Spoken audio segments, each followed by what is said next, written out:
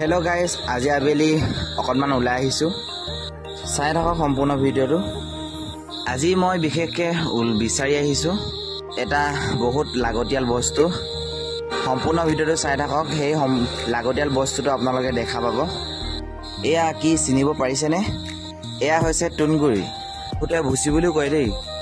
দেখিছেনে কত কত যে কি বিচাৰি ফুৰিব লগা হৈছে? আপোনালোকেতো জানেই আমাৰ হাঁহ পোহা হৈছে, বাবে এইখিনি হাঁহৰ কাৰণে। আৰু হাঁহে কিমান দানা খায় হাঁহ পোহাসকলক নিশ্চয় নকলেও বুজিব। আপোনালোকৰ ফালে কেজি নে টিং চিষ্টেম জনাবচোন। আমাৰ এইফালে কেজি 15 টকা। ইমান দাম দি খুৱাবলগীয়া হৈছে, ঘৰত যিমান থাকিলেও ঘৰখিনি নুজুৰেই।